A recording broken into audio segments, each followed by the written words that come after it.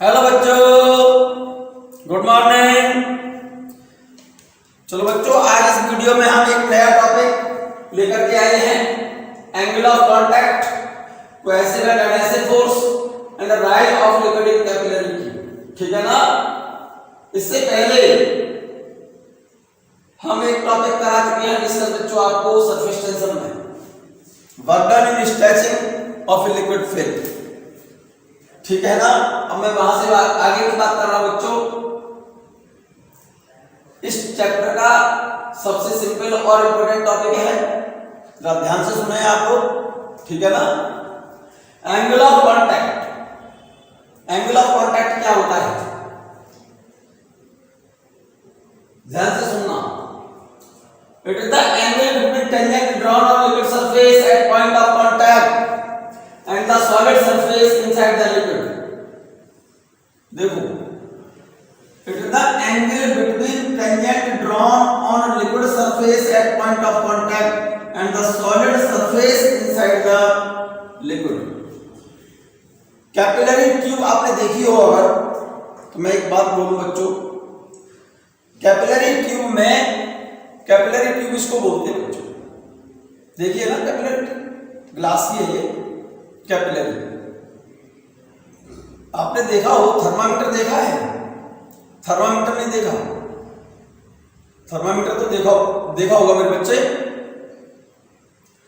Thermometer में पारा होता है ना, उसके अंदर मरकरी। ठीक है ना। उसको थर्मामीटर को नीचे से तोड़ देना तो उसमें से मरकरी बाहर निकल आए। उसके अंदर एक पतली सी ट्यूब होती है, बहुत बारीक सी, जैसे आप बुखार वगैरह नापते हो ना थर्मामीटर से, तो थर्मामीटर के अंदर जो पारा होता है वो उस कैपिलरी ट्यूब में, क्योंकि जैसे ही टेम्परेचर उसका बढ़ेगा तो एक्सपेंड होगा तो उस कैपिलरी ट्यूब, उसके अंदर बहुत बारीक सी एक ट्यूब होती है, पतली सी नली होती है, जिसमें पारा ऊपर, क्योंकि टेम्परेचर बढ़ने के कारण लिक्विड क्या होते हैं, एक्सपेंड होते हैं, और पारा क्या है, लिक्विड फॉर्म में है उसके अंदर। तो जैसे ही टेम्परेचर उसका बढ़ेगा तो एक्सपेंड होगा मरकरी, तो उस ट्यूब के अंदर उसमें पारा ऊपर चलता है। ठीक है ना। और उस पारे का, मरकरी का लेवल हम नाप लेते हैं, रीड कर लेते हैं थर्मोमीटर से। खैर, मैं बात ये कर रहा था, थर्मोमीटर के अंदर जिसमें पारा ऊपर चढ़ता है ना, उसके अंदर एक बहुत बारीक सी पतली सी ट्यूब होती है, जिसको बोलते हैं हम कैपिलरी ट्यूब। ठीक है ना। तो कैपिलरी ट्यूब के अंदर कैपिटल लिक्विड जो होते हैं कैपिलरी ट्यूब के अंदर, जो लिक्विड सॉलिड को गीला करते हैं, जैसे पानी है, ग्लास पर डाल दो, ग्लास गीला हो जाता है पानी से। जो लिक्विड सॉलिड को क्या कर देते हैं, गीला कर देते हैं मेरे बच्चे, वे लिक्विड कैपिलरी ट्यूब में केस नली बोलते हैं इसको। केस का मतलब होता है बाल, और नली ऐसी नली जिसमें केवल बाल जा सके, सर का बाल तो समझते हो ना। इतनी पतली ट्यूब होती है ये, जिसके अंदर केवल केस मींस बाल ही जा सके, केस नली बोलते हैं इसको हिंदी में, और आपकी भाषा में इंग्लिश में बोलते हैं इसको कैपिलरी ट्यूब। जो लिक्विड सॉलिड को गीला करते हैं मेरे बच्चे, वे लिक्विड कैपिलरी ट्यूब में, ये कैपिलरी ट्यूब बनाई है मैंने पतली सी वाली, ये जो देख रहे हैं ये कैपिलरी ट्यूब है, कांच की। ठीक है। और वाटर सरफेस, पानी, किसी बर्तन में मैंने पानी ले लिया है और इस पर ये कैपिलरी ट्यूब मैंने यहां रख दी है। तो जैसे ही पानी के अंदर रखेंगे हम इसे, तो पानी क्या करता है, इस कांच की नली का है, ये ग्लास की है, कांच की है। पानी में जैसे रखेंगे हम, तो पानी इसमें ऊपर चढ़ जाता है, क्योंकि पानी कांच को गीला करता है, पानी ऊपर चढ़ जाता है।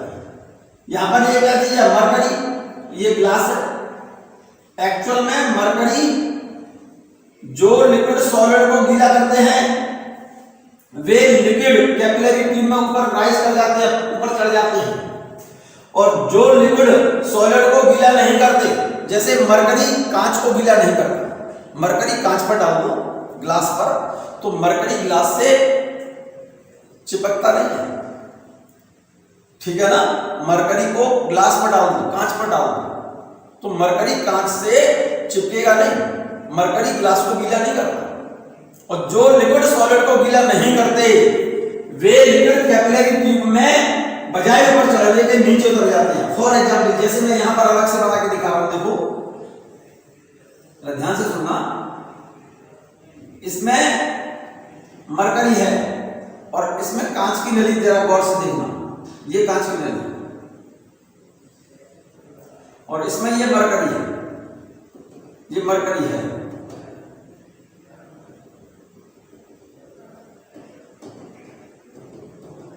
तो मरकरी कांच को गीला नहीं करता, ग्लास को गीला नहीं करता मरकरी। जैसे ही कांच की कैपिलरी ट्यूब इस मरकरी के बर्तन के अंदर, जैसे ये कोई वेसल है, इसमें मरकरी भरा हुआ है और इसके अंदर कोई कांच की नली रख दे, डाल दे इसके अंदर, तो जो मरकरी है ग्लास ट्यूब में, जैसे पानी तो ऊपर चढ़ गया कांच की नली में, लेकिन मरकरी बजाय ऊपर चढ़ा दे, भाई मरकरी वेसल के अंदर मरकरी का लेवल यहां तक है, मरकरी का लेवल यहां तक है। जैसे ही ग्लास की कांच की कैपिलरी ट्यूब डाली इसके अंदर, तो मरकरी बजाय इसमें ऊपर चढ़ने के मरकरी क्या हो गया, नीचे उतर गया।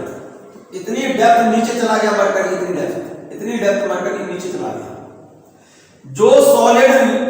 जो लिक्विड सॉलिड को गीला नहीं करते वे कैपिलरी ट्यूब में नीचे उतर जाते हैं और जो लिक्विड सॉलिड को गीला कर देते हैं वे लिक्विड कैपिलरी ट्यूब में ऊपर चढ़ जाते हैं। इस बात को ठीक से समझो। अब एंगल ऑफ कांटेक्ट क्या है मेरे बच्चे, जैसे ये पानी है H2O और पानी में रख दिया हमने कांच की ग्लास ट्यूब, यहां लिख रहा है ग्लास ट्यूब है, ये कैपिलरी ट्यूब कांच की है। जैसे ही पानी में रखोगे आप इसे, तो इसका वाटर लेवल जो होगा, पानी का जो लेवल है कांच की नली में ऊपर चढ़ जाएगा, पानी का लेवल यहां तक आ गया, तो लिक्विड की ऊपर वाली सरफेस तो ये वाली हो गई और ये कांच को यहां पर टच करे, वाटर लेवल इस जगह पर पॉइंट ऑफ कांटेक्ट बोलते हैं इसे। तो इस पॉइंट ऑफ कांटेक्ट से लिक्विड की सरफेस पर जो टेंजेंशियल लाइन ड्रॉ की है, इस टेंजेंशियल लाइन और लिक्विड के अंदर सॉलिड, लिक्विड तो यहां तक है, यहां से लेकर के लिक्विड यहां तक है, तो लिक्विड के भीतर अंदर, ये तो लिक्विड के बाहर है सॉलिड की सरफेस, ये तो लिक्विड से बाहर है और ये पॉइंट ऑफ कांटेक्ट से ये लिक्विड के अंदर है। पॉइंट ऑफ कांटेक्ट से लिक्विड सरफेस पर टेंजेंशियल लाइन और लिक्विड के अंदर सॉलिड की सरफेस के बीच में जो एंगल बनता है, ये एंगल, इस एंगल को बोला जाता है मेरे बच्चे एंगल ऑफ कांटेक्ट। जो लिक्विड सॉलिड को गीला करते हैं वे कैपिलरी ट्यूब में ऊपर चढ़ जाते हैं और उनका ऊपर वाला जो लेवल है इसको बोलते हैं मेनिस्कस।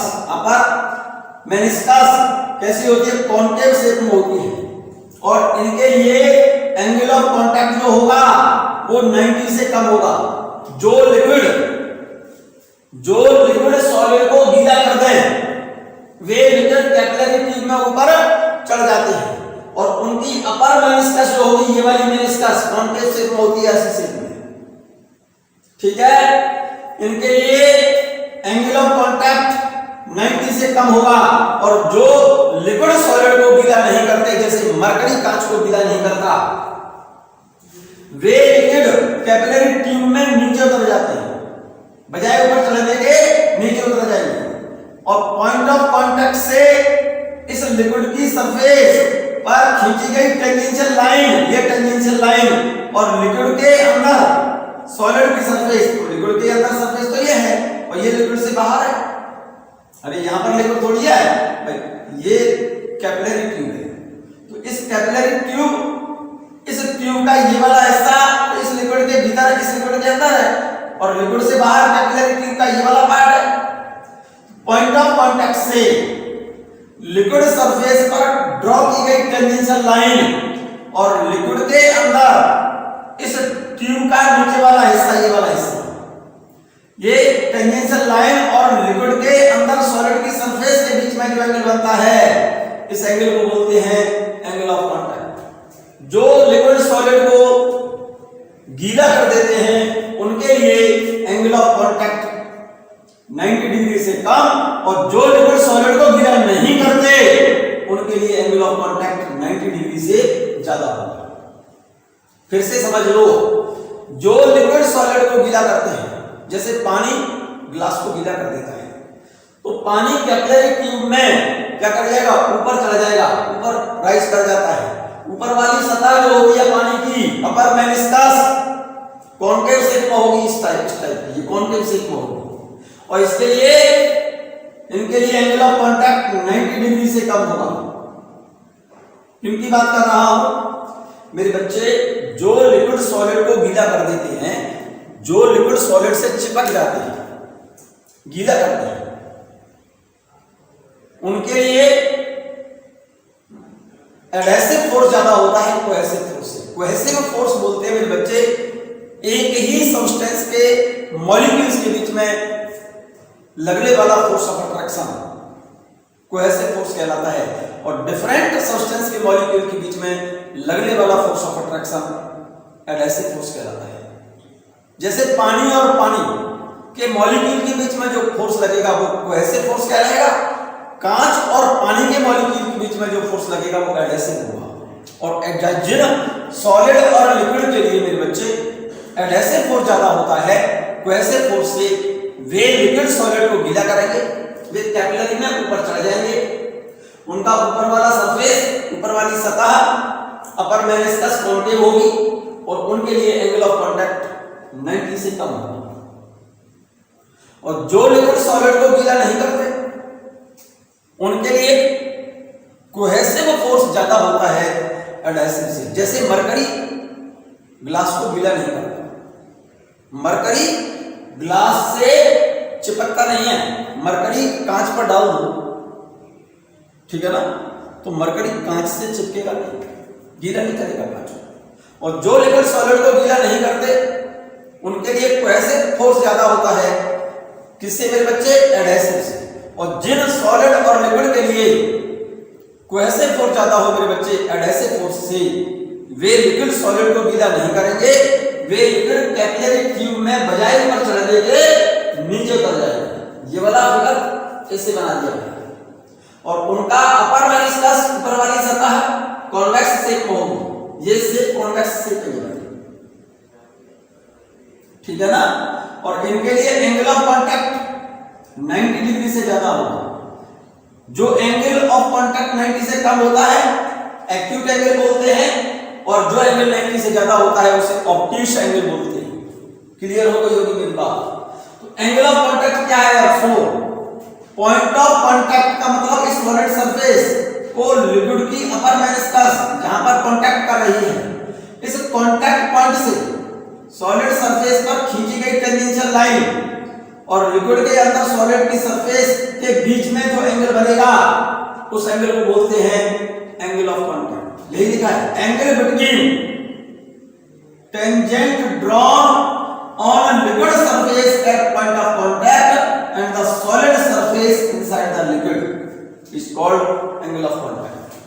पॉइंट ऑफ कांटेक्ट से सॉलिड की सरफेस पर टेंजेंशियल ड्रॉ की गई टेंजेंशियल लाइन और लिक्विड के अंदर सॉलिड की सरफेस के बीच में जो एंगल बनेगा उस एंगल को बोलते हैं angle of contact. So value of angle of contact is depend upon nature of solid and nature of liquid. Note कर लेना, विच आर इन कांटेक्ट।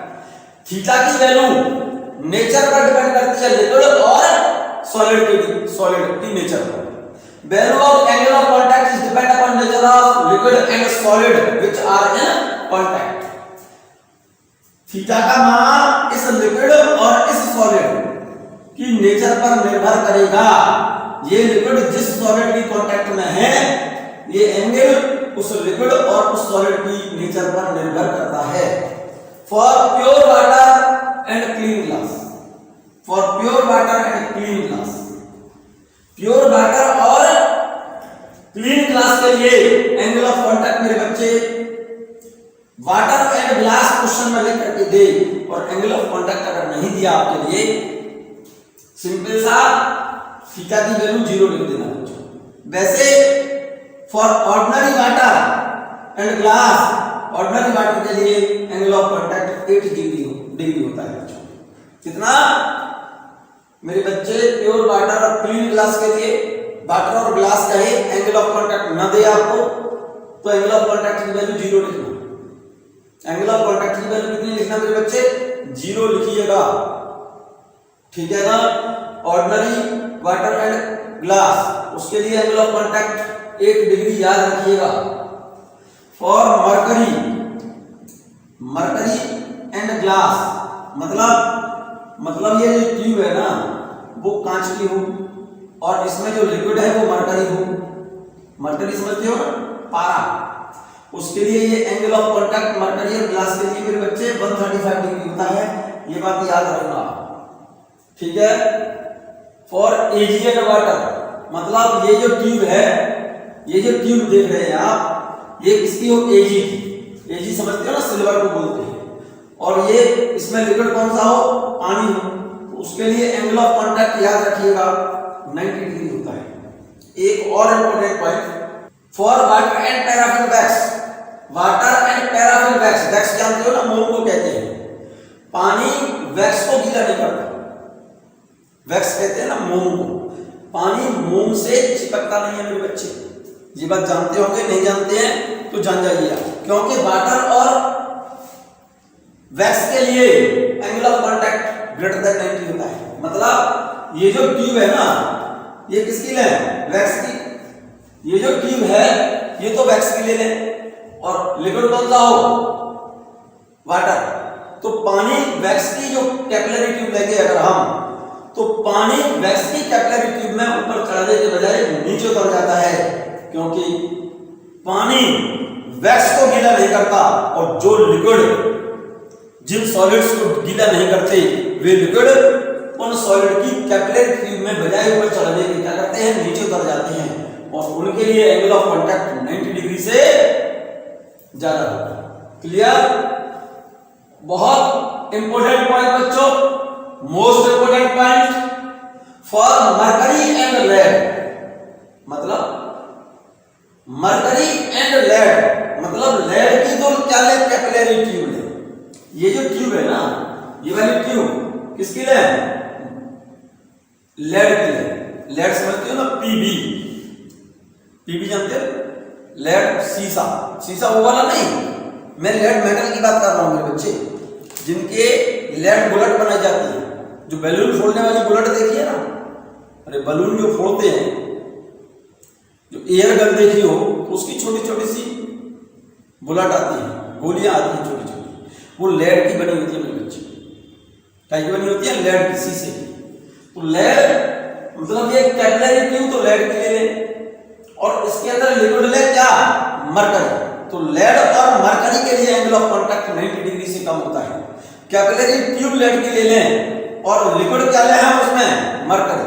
तो मरकरी बजाय नीचे उतरने के लेड की कैपिलरी ट्यूब में ऊपर चढ़ जाएगा, क्योंकि उसके लिए एंगल ऑफ कांटेक्ट मरकरी और लेड के लिए angle of contact less than 90 acute angle होता है। और जिनके लिए एंगल ऑफ कांटेक्ट 90 से कम हो वे लिक्विड क्या बेटा? वे लिक्विड क्या करेंगे? कैपिलरी ट्यूब ऊपर चढ़ जाते हैं। कैपिलरी ट्यूब तो काय की है? लेड की, और मरकरी पर रख दें। मरकरी लिक्विड की फॉर्म में है और ट्यूब किसकी ले? लेड की। तो लेड की कैपिलरी ट्यूब में मरकरी ऊपर चढ़ जाएगा, क्योंकि उनके लिए एंगल ऑफ कांटेक्ट 90 से कम होता है। मेरी बात क्लियर हो गई मेरे बच्चे? मैं बात कर रहा हूं राजा बेटा कोहेसिव एंड एडहेसिव फोर्स। एक बात मैंने बोली थी अभी क्या, कि जिन सॉलिड और लिक्विड के लिए एडहेसिव फोर्स ज्यादा हो, कोहेसिव फोर्स कम हो। कोहेसिव फोर्स कहते हैं सिमिलर मॉलिक्यूल के बीच में लगने वाली फोर्स ऑफ अट्रैक्शन को बोलते हैं कोहेसिव फोर्स, और डिसिमिलर मॉलिक्यूल्स के बीच लगने वाले फोर्स को बोलते हैं एडहेसिव फोर्स। एक बात ध्यान से सुनिएगा, कोहेसिव एंड एडहेसिव फोर्स की बात कर रहा हूं, given by Laplace. Cohesive and adhesive force not obey inverse square law, but cohesive and adhesive force obey Laplace. बेटे न्यूटन्स लॉ ऑफ ग्रेविटेशन को फॉलो नहीं करते कोहेसिव और एडहेसिव फोर्स, ये लाप्लास लॉ को फॉलो करते हैं। बहुत इंपॉर्टेंट पॉइंट है, आप ध्यान से सुनिएगा। The force of attraction between the similar molecule is called cohesive force. Similar molecule का मतलब similar molecule, the force of attraction between the similar molecule is called cohesive force. मतलब ये है जैसे ये सारे मॉलिक्यूल वाटर के हैं, मान लीजिए ये मॉलिक्यूल सब किसके हैं, वाटर के हैं।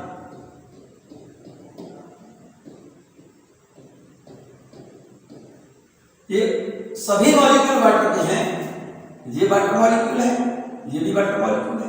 तो इसके और इसके बीच में जो फोर्स ऑफ अट्रैक्शन होगा, इसके और इस मॉलिक्यूल के बीच में जो फोर्स ऑफ अट्रैक्शन होगा, इस मॉलिक्यूल और इस मॉलिक्यूल के बीच जो फोर्स ऑफ अट्रैक्शन होगा, इस मॉलिक्यूल और इस मॉलिक्यूल के बीच में जो फोर्स ऑफ अट्रैक्शन होगा, एक ही मॉलिक्यूल सिमिलर मॉलिक्यूल के बीच में जो फोर्स ऑफ अट्रैक्शन है, मतलब सिमिलर का मतलब है ये मॉलिक्यूल वाटर का है तो ये भी मॉलिक्यूल वाटर का है, ये मॉलिक्यूल वाटर का है तो ये भी मॉलिक्यूल वाटर का है, ये मॉलिक्यूल वाटर का है तो ये भी मॉलिक्यूल वाटर का है। क्लियर है मेरे बच्चे ये बात, ठीक है ना। एक सिमिलर मॉलिक्यूल का मतलब एक ही सब्सटेंस के मॉलिक्यूल्स के बीच में जो फोर्स ऑफ अट्रैक्शन होता है उसे कोहेसिव फोर्स कहा जाता है। The force of attraction between dissimilar molecule is called adhesive force. जैसे ये तो वाटर के मॉलिक्यूल है, क्या के मॉलिक्यूल है, वाटर मॉलिक्यूल है, और ये मान लीजिए ये कांच मैंने डाल दिया और ये कांच के मॉलिक्यूल है, मान जाओ कौन से मॉलिक्यूल है, ये कांच के मॉलिक्यूल, ये तो वाटर के मॉलिक्यूल और ये किसके मॉलिक्यूल है, कांच के मॉलिक्यूल ये वाले। तो ये तो वाटर और ये ग्लास, तो डिसिमिलर का मतलब अलग अलग हो गए ना, तो वाटर के मॉलिक्यूल और ग्लास के मॉलिक्यूल मींस अलग अलग सब्सटेंस के मॉलिक्यूल के बीच में जो फोर्स ऑफ अट्रैक्शन होगा उसे बोला जाता है मेरे बच्चे adhesive force. Cohesive and adhesive force do not obey inverse square law. Inverse square law को फॉलो नहीं करते, दे ओबे लाप्लास लॉ। ये लाप्लास लॉ है, F is inversely proportional R की power 8 and the maximum distance up to which these forces act is called molecular range। बहुत important बात लिखी है मेरे बच्चे यहां पर, the maximum range, maximum distance up to which cohesive and adhesive forces act is called molecular range। जैसे एक मॉलिक्यूल इस रेंज के अंदर दूसरे मॉलिक्यूल पर, जैसे ये कोई मॉलिक्यूल है और इस रेंज के अंदर जितने भी मॉलिक्यूल हैं उन सभी मॉलिक्यूल पर ये वाला फोर्स, ये वाला मॉलिक्यूल इन फोर्स इस पर फोर्स लगाता है। ये मॉलिक्यूल इस रेंज के अंदर जितने भी मॉलिक्यूल हैं, ये मॉलिक्यूल उन सभी मॉलिक्यूल पर अपनी ओर क्या लगा रहा है, फोर्स ऑफ अट्रैक्शन लगा रहा है, ठीक है ना। तो इस मैक्सिमम डिस्टेंस को हम मॉलिक्यूलर रेंज बोलते हैं और ये मॉलिक्यूलर रेंज कौन सी रेंज कहते हैं हम इसे, मॉलिक्यूलर रेंज, ठीक है ना मेरे बच्चे, मॉलिक्यूलर रेंज बोलते हैं। और इस मॉलिक्यूलर रेंज की वैल्यू होती है अप्रॉक्स 10 एंगस्ट्रॉम। कितने एंगस्ट्रॉम, 10 एंगस्ट्रॉम का मतलब 10 की पावर -9 मीटर, ठीक है ना। ये बात क्लियर है, फिर से समझ लो। कोहेसिव और एडहेसिव फोर्स क्या होते हैं, सिमिलर एक ही सब्सटेंस के दो मॉलिक्यूल के बीच में लगने वाले फोर्स ऑफ अट्रैक्शन को बोलते हैं कोहेसिव। दो अलग अलग सब्सटेंस के मॉलिक्यूल के बीच में लगने वाले फोर्स ऑफ अट्रैक्शन को बोलते हैं एडहेसिव। जैसे पानी और पानी के मॉलिक्यूल के बीच लगने वाला फोर्स क्या है, कोहेसिव है, और पानी और ग्लास के मॉलिक्यूल के बीच में लगने वाला फोर्स ऑफ अट्रैक्शन एडहेसिव है, ठीक है। कोहेसिव और adhesive force inverse square law को फॉलो नहीं करते। ये Laplace law means F inversely proportional R की पावर 8, ये लाप्लास लॉ को फॉलो करते हैं। And the maximum distance up to which cohesive and adhesive force act is called molecular range. और इसका मतलब ये हो गया दो मॉलिक्यूल्स के बीच में जब कोहेसिव और एडहेसिव फोर्स कार्य कर रहा है वो ज्यादा से ज्यादा डिस्टेंस जो होगी 10 एंगस्ट्रॉम के ऑर्डर की। ठीक है ना, क्लियर है ये बात? So maximum distance up to which cohesive and adhesive force act is called molecular range, और इस मॉलिक्यूलर रेंज की वैल्यू होती है 10 एंगस्ट्रॉम के ऑर्डर की या 10⁻⁹ मीटर के ऑर्डर। मेरे बच्चे, जिन सबस्टेंस के लिए एडहेसिव फोर्स बड़े हों कोहेसिव फोर्स से, मैंने लिखा है नोट करके, एडहेसिव जिनके लिए ज्यादा है किससे? कोहेसिव से।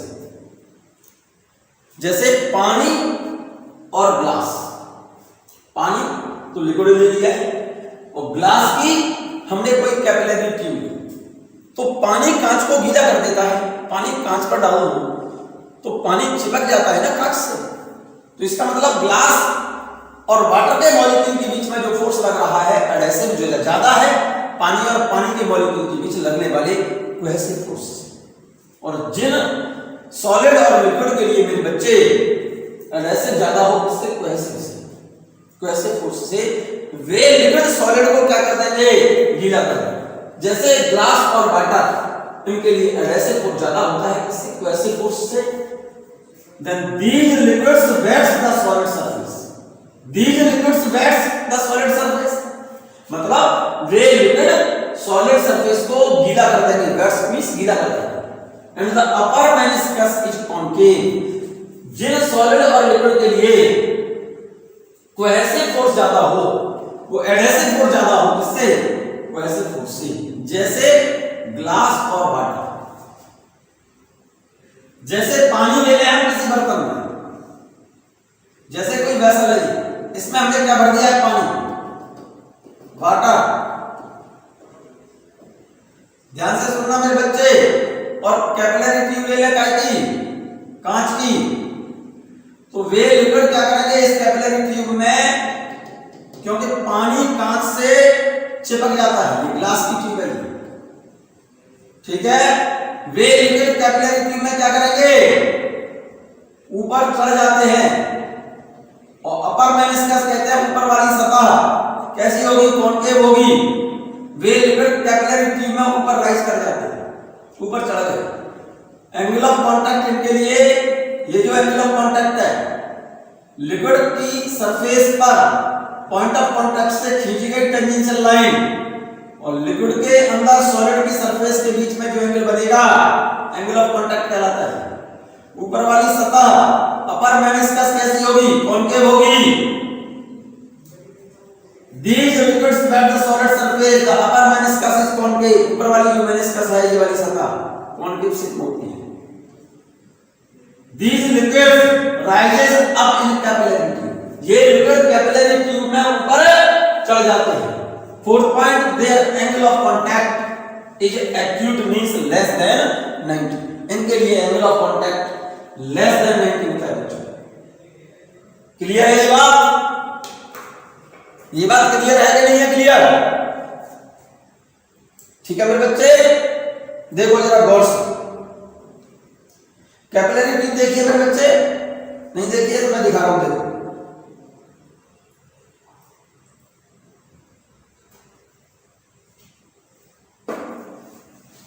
देखो बच्चों, ये कैपिलरी ट्यूब होती है, ये कैपिलरी ट्यूब देख रहे हैं, कांच की है।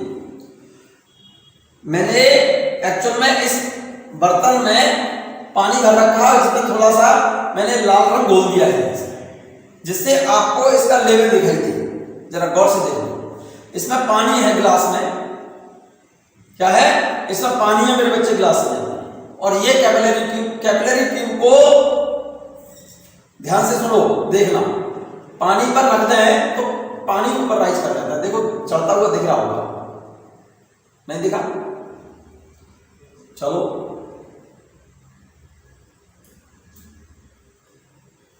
फिर से दिखाता हूं, देखो जरा चेक करो, ध्यान से देखना। पानी जैसे मैं इस पर टच करूंगा, इस पे पानी पे, इस ट्यूब को, तो इसका ऊपर चलता हुआ दिखेगा। देखो जरा ध्यान से,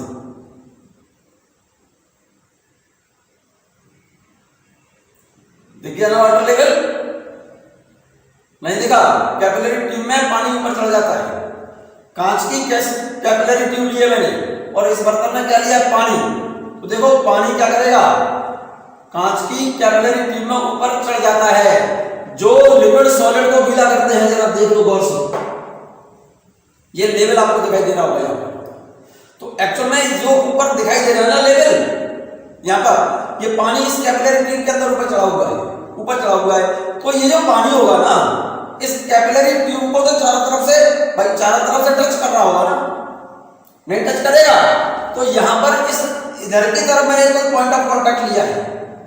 ऊपर वाली जो मेनिस्कस, क्योंकि ट्यूब बहुत पतली है, ऊपर वाली सतह आपको दिखाई नहीं दे रही होगी, लेकिन आपको ऐसा ये लिक्विड का लेवल तो पता चल रहा है। लिक्विड यहां तक चढ़ा हुआ है। मैं फिर से दिखाऊं, आपको चेक कर लो।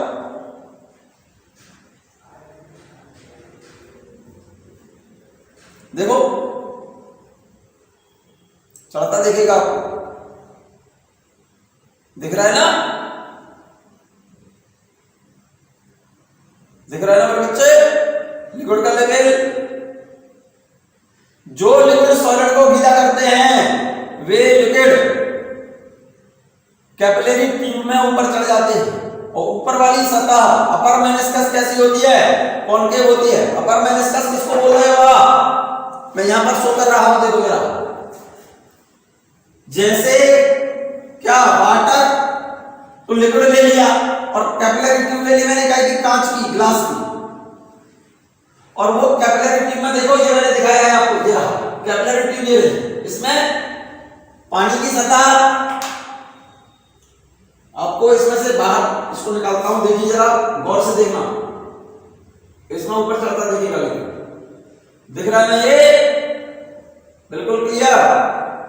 तो एक्चुअल में वाटर लेवल देखो जरा, इसमें दिख रहा है। फिर से देख लो,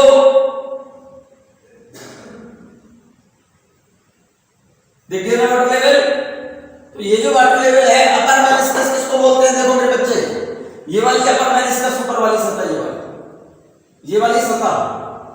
एक्चुअल में ये वाली जो मेनिस्कस है, ये वाली है अपर मेनिस्कस बोलेंगे इसे, ऊपर वाली सतह, ये वाली सतह। जो लिक्विड सॉलिड को गीला कर देंगे उनकी ऊपर वाली सतह अपर मेनिस्कस कॉनकेव शेप में होती है। और ऐसा उन्हीं के लिए होगा जिनके लिए एडहेसिव फोर्स ज्यादा हो, वैसे फोर्स से these liquids bear the solid surface, the upper meniscus is concave, it rises up in capillary tube। ये वाले लिक्विड कैपिलरी ट्यूब में क्या कर जाएंगे? ऊपर चढ़ जाते हैं। and their angle of contact is acute, means less than 90। इनके लिए एंगल ऑफ कांटेक्ट जो होगा ये वाला थीटा लेस देन 90, इस एंगल को बोलते हैं एक्यूट एंगल। क्लियर हो गई बात? और जिन सॉलिड और लिक्विड के लिए एडहेसिव फोर्स कम हो, किससे? कोहेसिव फोर्स से। एडहेसिव फोर्स कम हो किससे मेरे बच्चे? कोहेसिव फोर्स से। जैसे ग्लास और मरकरी, ग्लास और जिन सॉलिड और लिक्विड के लिए कौन सा फोर्स कम हो? एडहेसिव फोर्स कम हो, किससे? कोहेसिव फोर्स से। जरा ध्यान से सुनना। जैसे ग्लास और मरकरी, ग्लास और मरकरी के बीच लगने वाला फोर्स एडहेसिव हो गया और मरकरी के मॉलिक्यूल के बीच लगने वाला फोर्स कोहेसिव हो गया। यहां पर ग्लास और मरकरी के मॉलिक्यूल के बीच लगने वाला फोर्स एडहेसिव कम है, मरकरी और मरकरी के मॉलिक्यूल के बीच लगने वाले कोहेसिव फोर्स से। एडहेसिव कम है कोहेसिव से, ठीक है ना? These liquid do not wet the solids, way liquid solid को गीला नहीं करते। मरकरी कांच से चिपकता नहीं है मेरे बच्चे।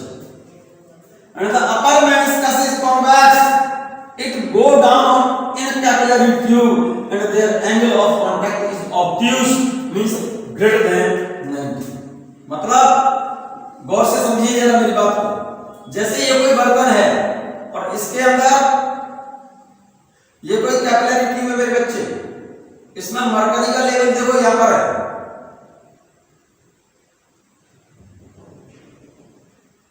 ये मरकरी है इसके अंदर, इस बर्तन में। और जैसे ही इस में रखेंगे तो एक्चुअल में मरकरी नीचे उतर जाएगा।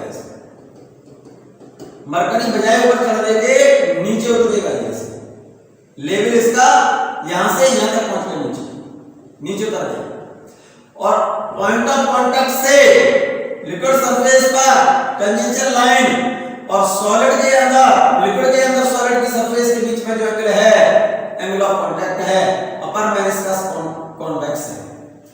क्या बेटा, जिन सॉलिड और लिक्विड के लिए एडहेसिव कब है कोहेसिव से, वे लिक्विड सॉलिड को गीला नहीं करते, उनकी अपर मेनिस्कस कांटेक्ट कॉन्वेक्स होगी, वे लिक्विड कैपिलरी ट्यूब में नीचे उतर जाते हैं, their angle of contact is obtuse means greater than 90।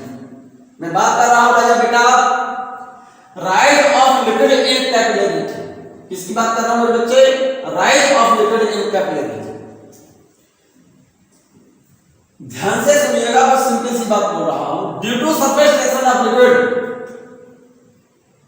That liquid which wet solid surface rises into capillary tube, this phenomenon is called capillary। Important है बच्चों, आप इसको नोट कर लें, काफी इंपोर्टेंट है, बहुत सारे क्वेश्चंस हैं इस टॉपिक पर, most important.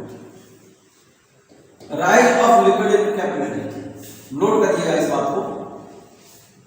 Due to surface tension of liquid, उन लिक्विड की बात कर रहा हूं, that liquid which wet solid surface rises into capillary tube, this phenomenon is called capillary.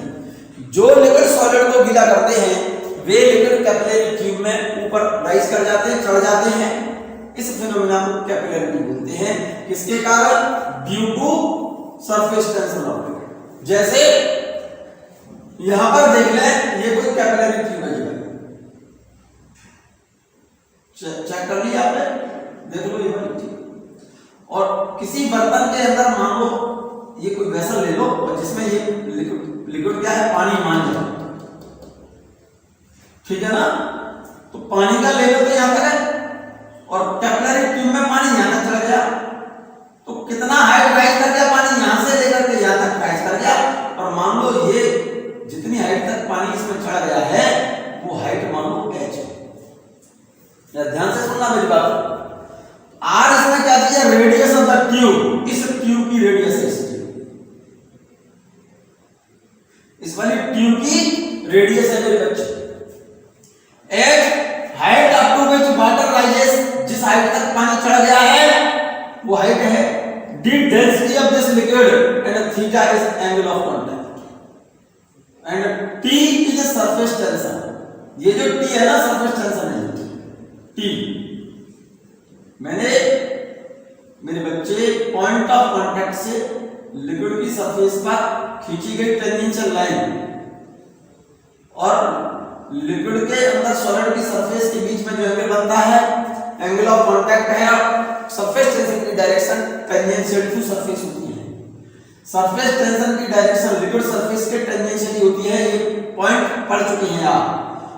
At point of each point of contact, this surface tension can resolve into two component। जरा गौर से देखो, ये angle theta तो ये भी theta.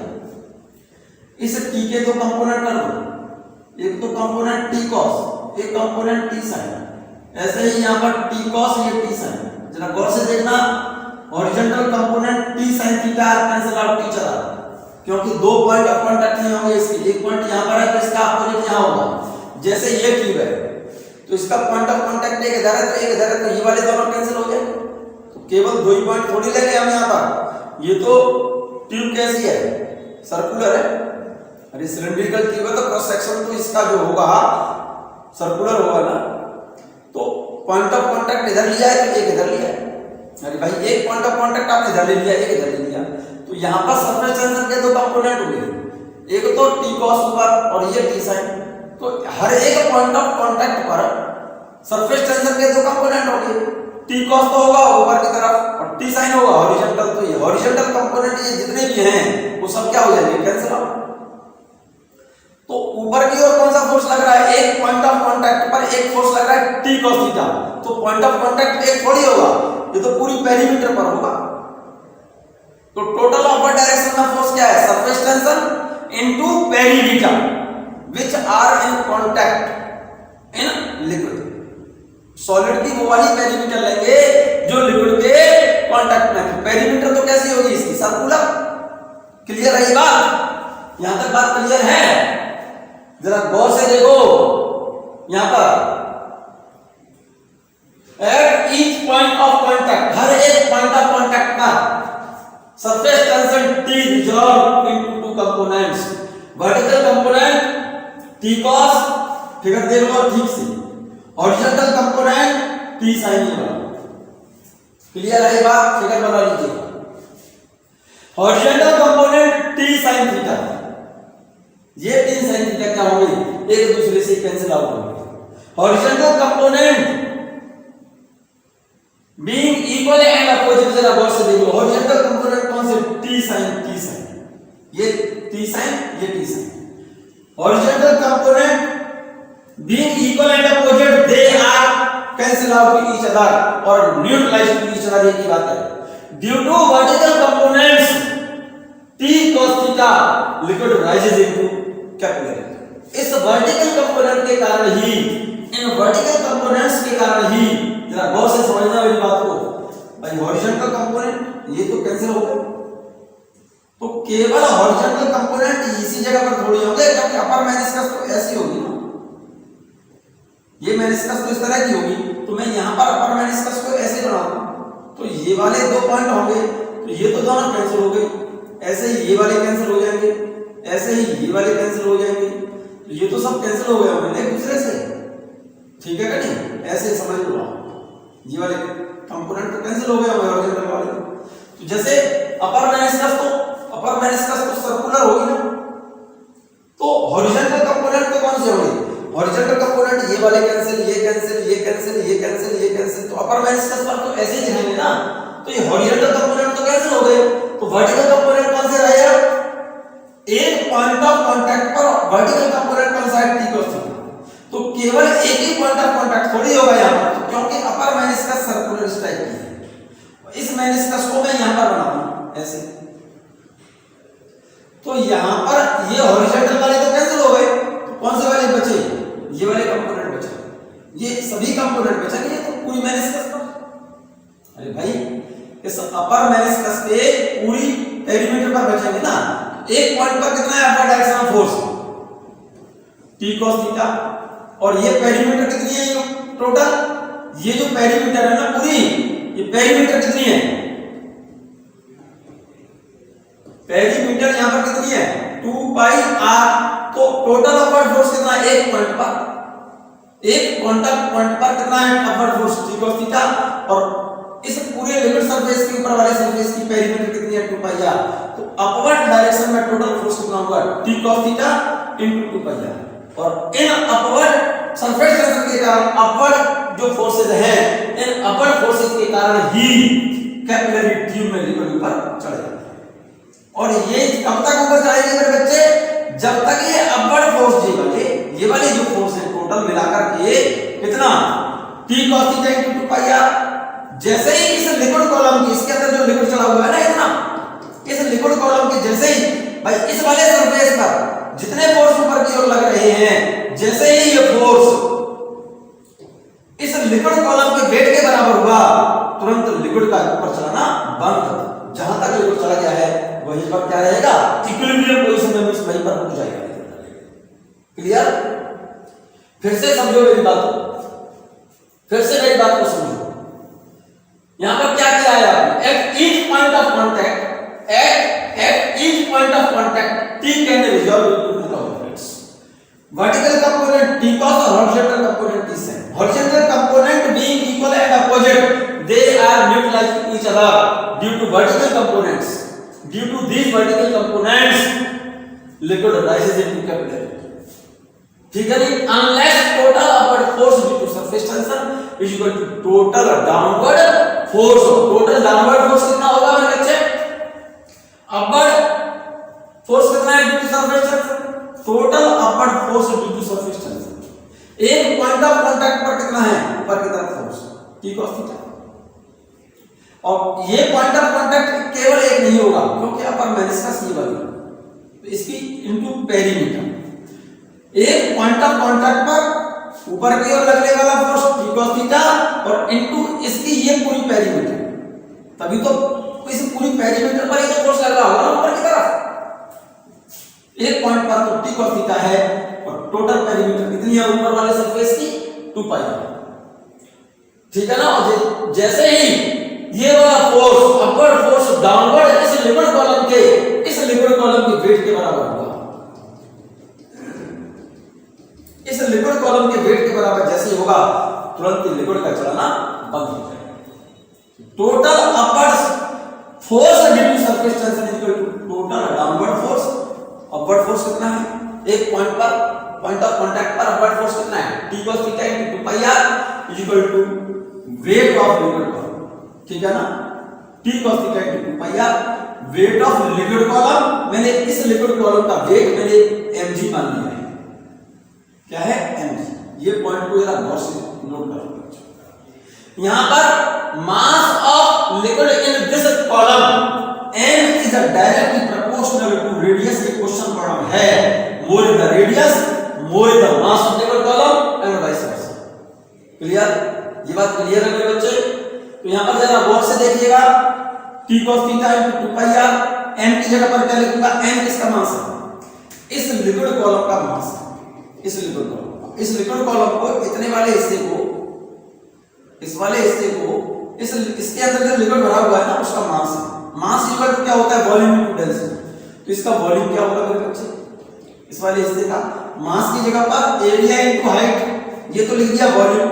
Area cross section means इस tube का area, इस वाली ट्यूब का एरिया इनटू हाइट, यहां से यहां तक लिक्विड जो चढ़ा हुआ है ये वाली हाइट, ये तो हो गया वॉल्यूम इतना, और इनटू डेंसिटी का मल्टीप्लाई कर दिया तो इसके अंदर, इस ट्यूब के अंदर जो लिक्विड चढ़ा हुआ है उसका मास निकल आएगा। ये तो वॉल्यूम इनटू डेंसिटी और इनटू जी। क्लियर है ये बात। अब ये ए किसका है, एरिया है, किसका एरिया क्रॉस सेक्शन किसका, इस ट्यूब का। तो ए की जगह पर मैं लिखूंगा क्या बेटा, पाई आर स्क्वायर, और एच क्या चीज है, जितनी हाइट तक लिक्विड ऊपर चढ़ा हुआ है ये वाली height, into density into G. यहां तक क्लियर। देखो इस पाई से पाई कैंसिल, एक आर से आर कैंसिल। क्लियर।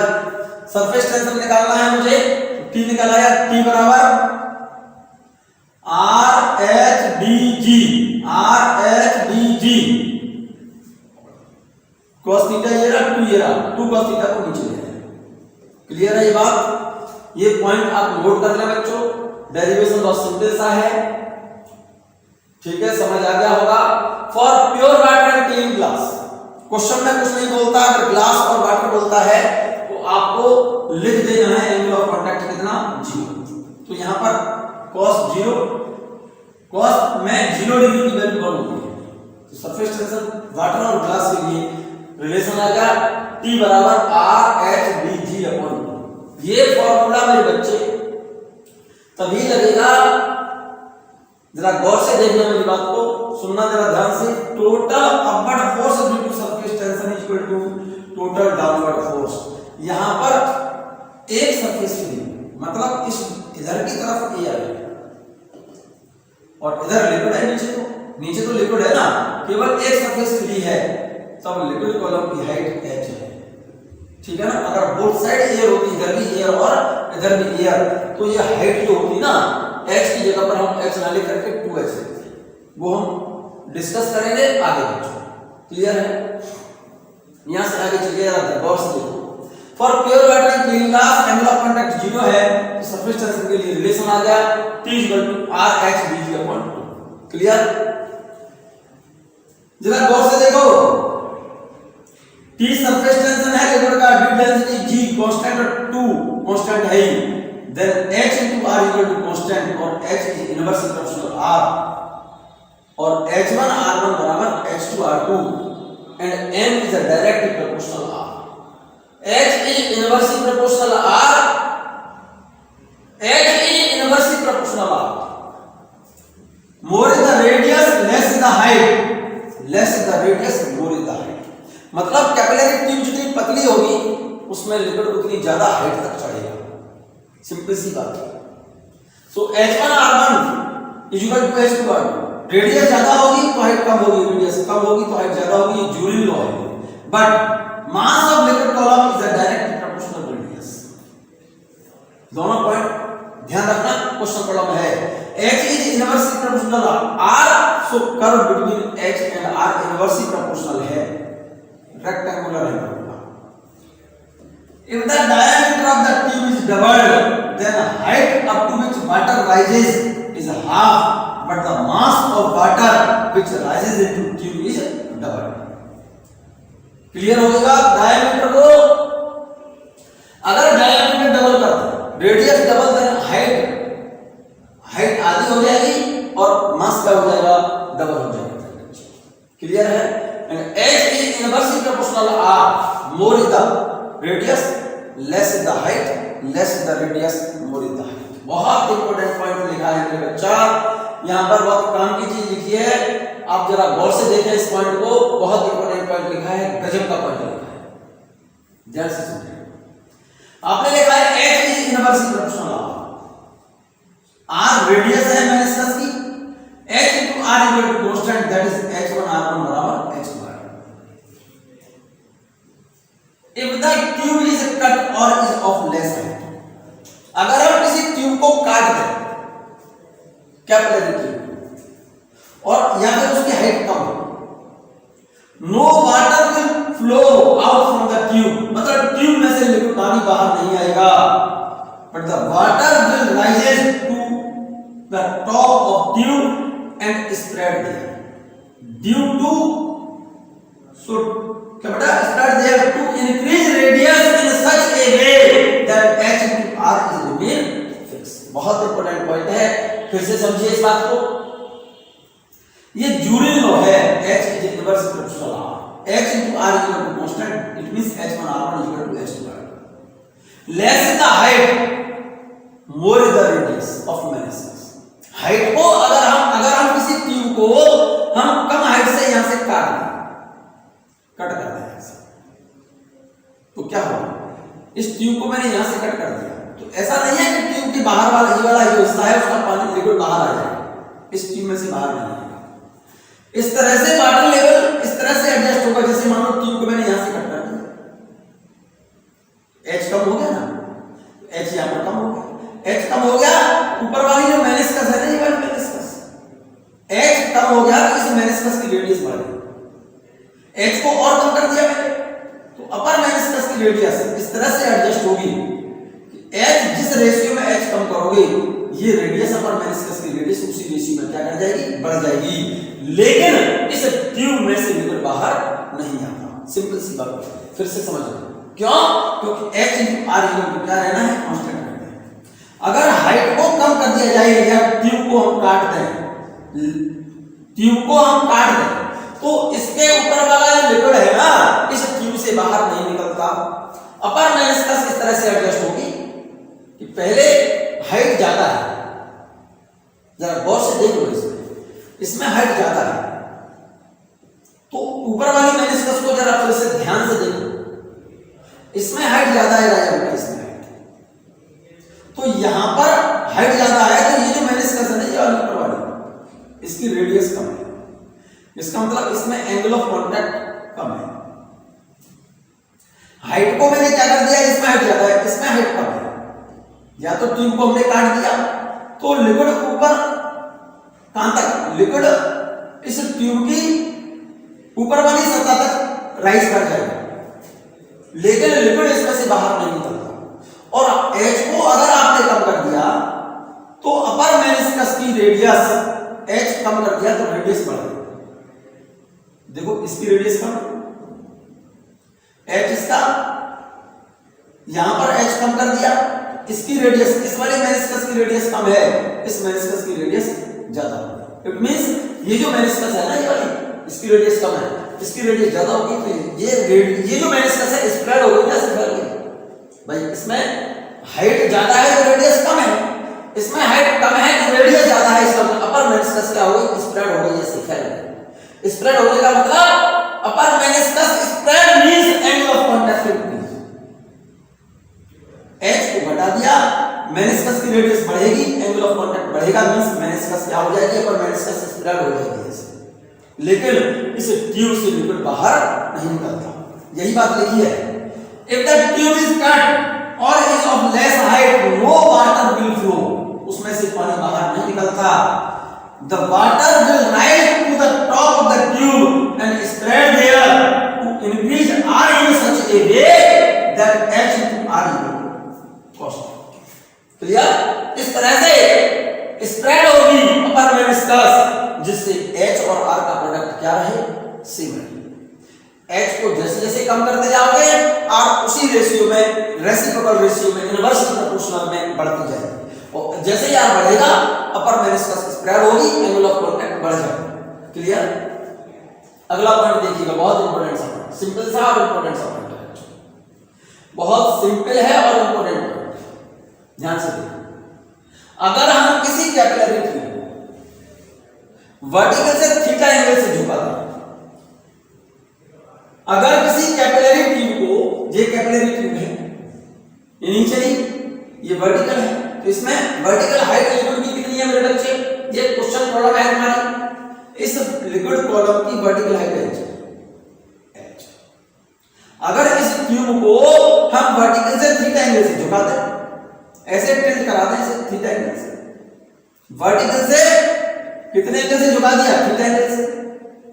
जरा गौर से देखो, ये एंगल थीटा है तो ये भी थीटा होगा। Vertical height of liquid column will remain same, ये हाइट जितनी थी उतनी नहीं है, but along the tube this length h dash मान लिया मैंने, और ये h dash is greater than h। along the tube length of liquid column increase but vertical height of liquid column does not change। ठीक है ना? तो ये इस h dash की वैल्यू क्या होगी, along the tube length of liquid column क्या होगी, जरा इस ट्रायंगल से देख लो, इस वाले ट्रायंगल से, ये तो h है, ये h डैश, और वर्टिकल से एंगल कितना है, थीटा। तो base upon hypotenuse, h upon h dash बराबर cos थीटा होता है, बेस अपॉन हाइपोटेनस। ये h लिया है, ये h डैश लिया है, h upon h dash equal to cos theta, then h dash equal to h upon cos theta, h dash equal to h upon cos theta. मेरे बच्चे cos theta की value जो होगी वो 1 से कम होगी, क्योंकि थीटा की वैल्यू 0 से ज्यादा है, और cos में एंगल बढ़ने पर cos की वैल्यू घटती है, cos 0 की वैल्यू 1 होती है। तो जैसे ही एंगल से वर्टिकल से किसी एंगल से झुकाओगे तो एंगल बढ़ गया 0 से, तो cos की वैल्यू एंगल बढ़ने पर घटती है, और जैसी वैल्यू 1 से कम होगी, 1 से कम से डिवाइड करोगे तो यहां पर h डैश ज्यादा आएगा, इससे x। If the tube is tilted, vertical से ट्यूब को थीटा एंगल से टिल्ट करा दिया, ठीक है ना, more water rises up in the tube but the vertical height does not change, means vertical height of water column does not change, but along the tube length of water column increase, more water rises up in tube के अंदर along the tube liquid column की length बढ़ जाएगी, लेकिन vertical height मेरे बच्चे same रहेगी। Relation h upon h dash equal to cos theta, मेरे ख्याल से इस फिगर से पता चल जाएगा, h डैश बराबर h upon cos theta. If theta is 60, अगर थीटा 60 है, cos 60 की value 1/2, then h dash become double. Clear है? इनसाइड द सैटेलाइट, अगर हम इस कैपिलरी ट्यूब किसको, कैपिलरी ट्यूब को जिसमें वाटर h हाइट तक राइज कर रहा है, उसको किसी आर्टिफिशियल सैटेलाइट के अंदर ले जाए। एक capillary tube is taken into artificial satellite where there is no gravity. मैंने कहा अगर इस कैपिलरी ट्यूब, इस वाली ट्यूब को जिसमें वाटर h हाइट तक राइज कर रहा है, ये ट्यूब है, और इसको मेरे बच्चे हम किसी आर्टिफिशियल सैटेलाइट के अंदर ले जाए, this system or this arrangement is taken into the satellite in artificial satellite where there is no gravity, जहां पर अर्थ पर ये h हाइट तक लिक्विड इसमें चढ़ रहा है, और h हाइट कितनी है, h बराबर, अरे मेरे बच्चे सरफेस टेंशन के लिए फॉर्मूला था R H D G upon 2 cos theta. ध्यान करो, ये याद होना चाहिए। तो vertical height of water column H कितनी होगी मेरे बच्चे? 2t cos theta upon R D G. Clear है? इफ दिस अरेंजमेंट और this system is taken into artificial satellite where there is no gravity inside the satellite, ऐसे satellite के अंदर ले जाए जहां पर कोई ग्रेविटी ना हो, h की वैल्यू क्या होगी? h equal to 2t cos theta upon rdg। g की वैल्यू 0, यहां पर g की वैल्यू 0 लिखोगे तो 0 से डिवाइड करोगे या g की जगह पर 0 लिखना है और 0 से जब डिवाइड करोगे तो h की वैल्यू अनंत आएगी। The water will rise to any desired height of the tube of any radius. तो पानी क्या होगा? इस वाले अरेंजमेंट को अगर आर्टिफिशियल सैटेलाइट के अंदर ले जाए जहां पर कोई ग्रेविटी ना हो तो लिक्विड क्या कर जाएगा? अगर ट्यूब की लंबाई अनंत है तो इंफिनिटी हाइट तक चढ़ जाएगा और अगर फाइनाइट लेंथ है तो लिक्विड क्या करेगा? इसके ऊपर वाले सिरे तक चढ़ जाएगा और इसमें से लिक्विड बाहर ओवरफ्लो नहीं करेगा। यही लिखा है। The water will rise to any desired height of the tube of any radius। Tube की रेडियस कुछ भी हो तो वाटर कहां तक चल जाएगा? उसमें any desired height, जितनी हाइट है बट किसकी? कैपिलरी ट्यूब की उतनी हाइट तक ऊपर चढ़ जाएगा। अगर इंफिनिटी हाइट है, लंबाई है, तो इंफिनिटी लेंथ तक चढ़ेगा और कम लेंथ है तो ऊपर तक चढ़ जाएगा। ट्यूब के अपर सरफेस, ऊपर वाले सरफेस तक चढ़ जाएगा, ऊपर वाले सरफेस, ठीक है ना? लेकिन लिक्विड उसमें से ओवरफ्लो नहीं करेगा। ठीक है मेरे बच्चे? इस वाले वीडियो को बच्चों यहां तक ठीक से सुने। सिंपल टॉपिक है, एक दो बार इसको रिवाइज करें।